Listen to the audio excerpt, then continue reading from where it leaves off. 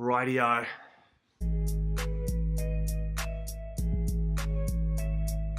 IT back, yeah, the little guy is here. Bama in the ship, and the Bulldogs better fear. Houston reeling, now without the beard. Golden State on a roll, everyone else in the rear. NFL postseason about to kick off. Rams can make a run behind the young Jay Goff. Sooners too late, second half they went soft, and the game's too sick like it's got a chronic cough. What's up, guys? Here's another episode of Ball Don't Lie. Got a few topics I'm going to run by you today. I'm going to pick about 5 things to just talk about maybe for 3 or so minutes. Kind of keep it rolling today. Great week in sports. Last week we had great Christmas Day games in the NBA. The NFL just had some good games to end the regular season. We just had the college football playoffs. So awesome time right now for sports, especially in football as the postseason has begun. The NFL will start the postseason coming up very soon, and it's going to be a good one. The Bills make the playoffs for the first time since 1999. That was pretty incredible. I think they're going to get destroyed by Jacksonville in the first round, but good for them for making it, and they got a lot of help from other teams, especially the Ravens, who decided to lose to the Bengals. The Ravens would have made the playoffs, but the Bengals spoiled it, and the Bills got in. So that's not the sexiest matchup right there to watch, Jacksonville Jaguars and the Buffalo Bills. But an interesting fact about this year's playoffs is I think it was 8 of the 12 teams that made the playoffs this season were not in the playoffs last year. That's pretty wild. In the NFC, the top 5 seeds, Philadelphia, Minnesota, Rams, Saints, and Panthers, all were not in the playoffs. The top 5 seeds in the NFC are now in the playoffs. And then the Falcons squeaked in. They won, and the Seahawks lost, and they didn't get in. Either way, because the Falcons won, they got in. So it's going to be interesting. The first round matchups, I'll just tell them to you. Jacksonville's going to play Buffalo. I think Jacksonville's going to dominate. Buffalo's probably not even going to be able to move the ball on Jacksonville's incredible defense. And then you're going to see the Chiefs play the Titans. That's going to be an interesting matchup, but I think the Chiefs are going to probably dominate that one. The Chiefs have started to play a little bit better the last couple of weeks. So the Chiefs, I think, will move on and end up facing the Patriots in the second round, in the divisional round, and then probably see the Steelers play the Jaguars, which should be a fun one in the divisional round. That's just my predictions. And then in the NFC, we've got first-round matchup of the Rams and the Falcons. The Rams don't have an easy first-round matchup. The Falcons have a great team. They've been a little bit inconsistent, but I think they could compete with the Rams. I'm still picking the Rams to win that game, but it should be a good one. And then at the 4 and 5, it's a divisional matchup with the Saints and the Panthers. I think the Panthers have been a little bit too inconsistent. I think Drew Brees is going to have a good game, and the Saints are going to come away with that and end up playing the Eagles in that divisional round. And then also in the divisional round, it should be the Vikings and the Rams, I think, which then could lead to some really interesting matchups leading up to that NFC Championship. So the playoffs are going to be in full swing coming up soon. It's going to be fun. Tune into those. In college football, though, that's the 4-team playoff, which has been pretty fun to watch, especially the games that we just had. The Oklahoma Sooners and the Georgia Bulldogs, 2-3 in their semifinal. Georgia was down 14 at the half. They should have been down 17, but Oklahoma made a stupid decision squibbing the kick after they scored. Georgia made a really deep field goal attempt and cut it to 14, and then Georgia just rolled in the second half. And a lot of people are trying to debate, was it Georgia winning the second half or was it Oklahoma just screwing up the second half? I think it was a little bit of both, but I'd lean more towards Oklahoma screwing it up in the second half. They played very poorly. Mayfield made a couple of, bad decisions. And Oklahoma it looked like they were scared. It looked like they were playing too conservative, and Georgia just rolled them and won a great game, and double overtime game, 54-48, the highest scoring Rose Bowl ever, and also the only overtime Rose Bowl game ever as well. So that was a really fun matchup. But I want to talk about Clemson and Alabama real quick. For all of you Alabama haters that were swearing on your life that Alabama should not make the playoffs, well, they just rolled the number 1 team in the country yesterday, 24-6. I mean, they destroyed Clemson. Clemson could not move the ball. Alabama's defense scored more than Clemson's entire team. I mean, it was ridiculous. Alabama was so good. Their offense was a little bit iffy at times. Jalen Hurts has still got some room to grow, but he's only a sophomore. Alabama and Georgia, an SEC title game that people thought was going to happen, is now, instead of an SEC title game, it's a national title game. That's going to be a heck of a game to watch next Monday, so you'll have to tune into that. I'm picking Alabama to win this game, and I picked Alabama when they did squeak into the playoff. I think they deserved it. and they showed that they deserved it. And rolling a good Clemson team, that was very, very impressive. The thing about that game is I wasn't too surprised that Alabama did beat Clemson that badly, because Clemson has had a great defense pretty much all year. Their defense has been one of the best in the country, but it's their offense that has been spotty at times, and they showed yesterday their offense just couldn't move the ball against a really good Alabama team. Alabama's defense is beefy, and the thing about Alabama is they were more healthy yesterday, and because they didn't play in that SEC title game, they had an extra week to rest and get healthier. And when they got healthier, they were, hard to move the ball against, run, pass, whatever you wanted. Alabama's going to be tough to beat for Georgia. Georgia should definitely fear the Tide for next week, but should be very, very fun to watch. College basketball has been pretty fun. The number one team again went down.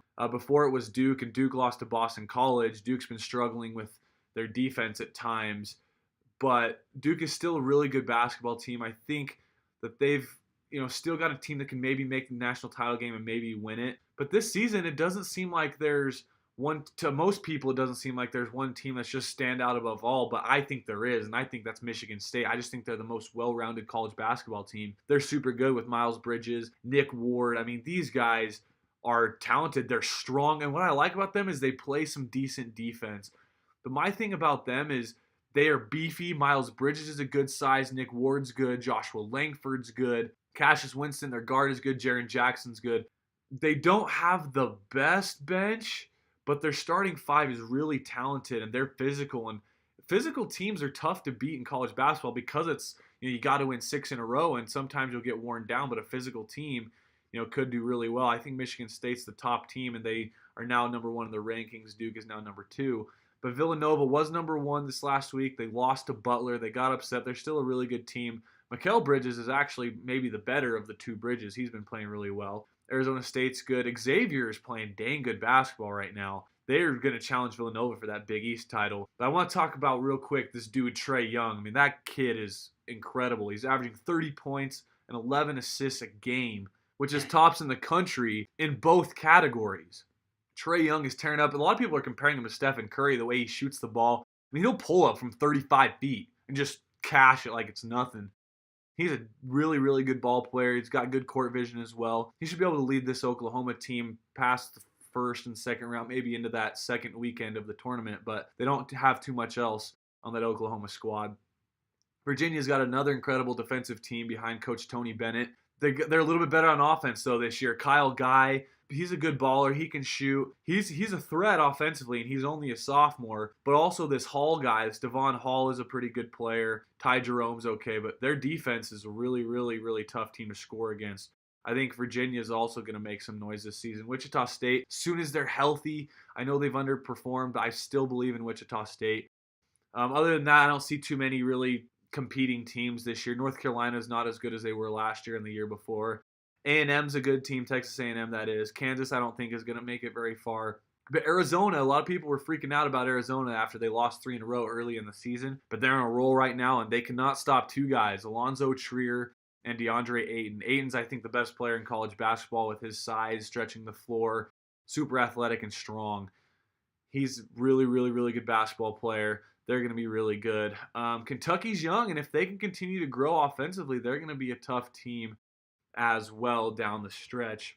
That's it for college basketball. In the NBA, a couple topics I want to get to are injuries. Again, injuries is a big thing in the NBA right now. One of the biggest things is IT coming back. Isaiah Thomas, back with the Cavs, played against Portland, had a good showing.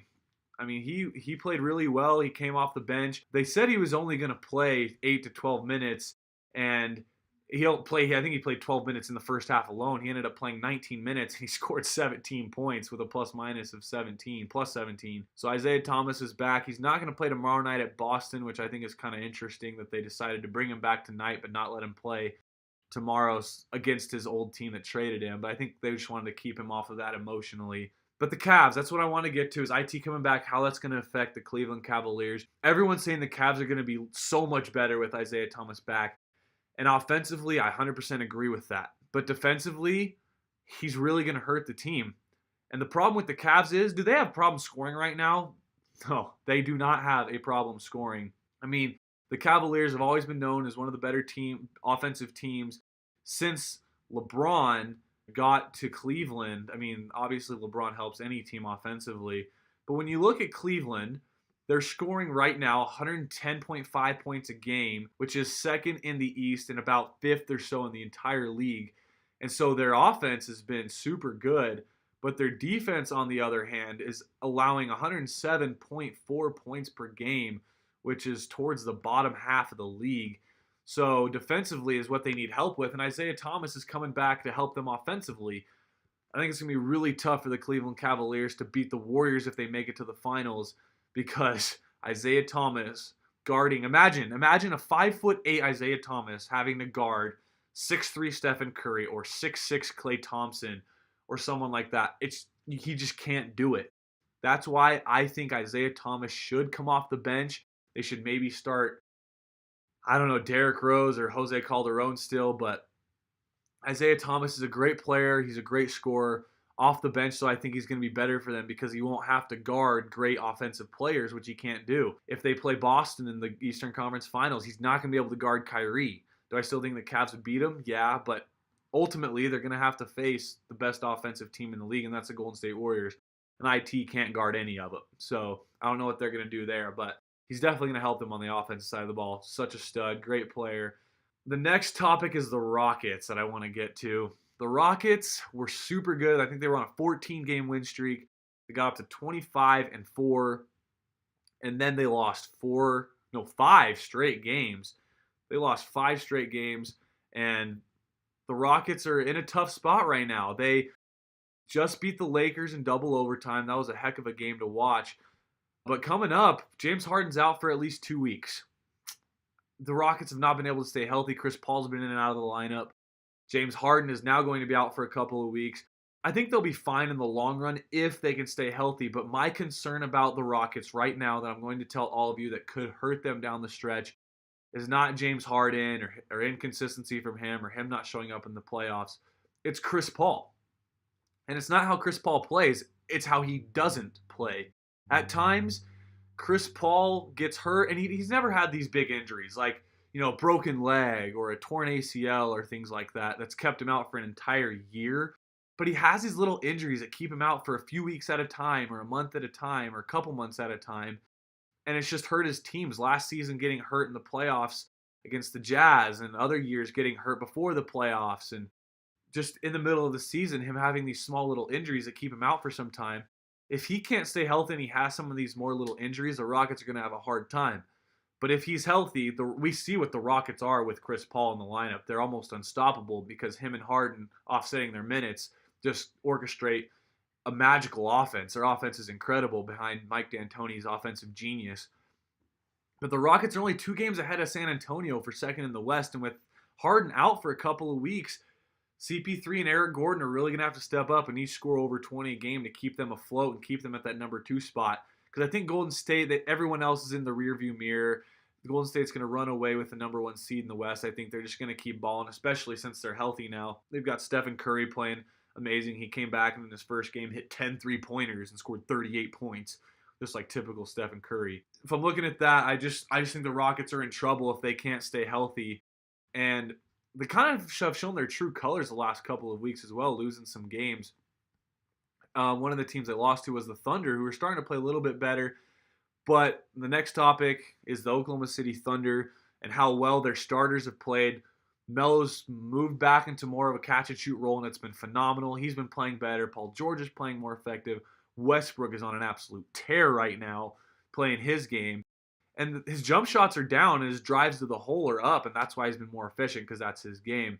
But their problem is their bench. I mean, they will be up 8 points with about 3 minutes left in the first quarter, and by the end of the first quarter, they're down 6 because their bench comes in and can't do jack squat. Their bench is really going to end up hurting this team. However, in the playoffs, they're not going to be a team that you want to face because this big three is starting to get it together. I think they'll be dangerous. Their defense is really, really good. The other night, they didn't have Robertson, and that's why they lost. He couldn't play, or he couldn't defend Harrison Barnes. And I know that'll seem petty to a lot of people, but I think Robertson's more valuable than a lot of people think because his defense is so good. And he's long, and he's actually a pretty good slasher. He just can't shoot the rock. But OKC is going to be a tough team to beat. They just got to get consistency from their bench. And who knows? I think Sam Presti might want to make a move before the trade deadline in February and trade for a decent bench player, just someone who can come out and get buckets. He doesn't have to be that great of a defender because they're so good on defense already. But get a guy who can go out and get some buckets. Not a guy as good as, let's say, Lou Williams, but a guy like Lou Williams. Maybe a guy like Michael Beasley from the Knicks where he can just go out and get some buckets so you don't have to expect too much out of him. So I think that's where OKC stands. They are 5th in the West right now. But I think the team to be feared, before I wrap this up, is the Minnesota Timberwolves.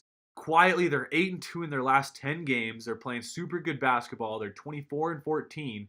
So 10 games above 500. And Jimmy Butler's playing all-star level basketball. He is leading this team, and they're better when they look to him rather than him deferring to young guys like Wiggins and Karl Anthony Towns. He's the best player on the team, both offensively and defensively. They need to look to him for leadership, and he's a phenomenal basketball player. With him leading that squad, the Timberwolves are going to be a tough team to play in the playoffs come April, May, and June. I don't think they'll make it all the way to June, but they're going to be a really tough team to beat. And, defensively, if they can get better, I don't know. I think they can make noise in the West and really compete. So NBA's been great. Christmas Day games were really, really fun to watch. I think right now there's a couple teams that have got to worry, and right now the Warriors are again back to full health and again getting the job done. So Cleveland with Isaiah Thomas back should be fun to watch as the season progresses. See if the Cleveland Cavaliers can move up and maybe pass the Raptors, who just got 52 points from DeMar DeRozan. Shout out to him for breaking the Toronto Raptors franchise record in points. He now stands at the top, scoring those 52 points. You have to fear him because before he wasn't a three-point threat and already scoring 25 points a game. Now him being a three-point threat and scoring that many points a game, come playoff time, the Raptors will really look to him to really try and beat the Cavs at least once in their series if they end up meeting. Those are the topics I wanted to get to today. Great basketball coming up. Great football coming up as the NFL playoffs start. And the college football national championship game hits on Monday with the Bama Tide, the Crimson Tide, and the Georgia Bulldogs. Should be fun. Thanks for tuning in today, guys. Thanks for watching. I really appreciate you guys and your support. And you guys have a good one and keep it real.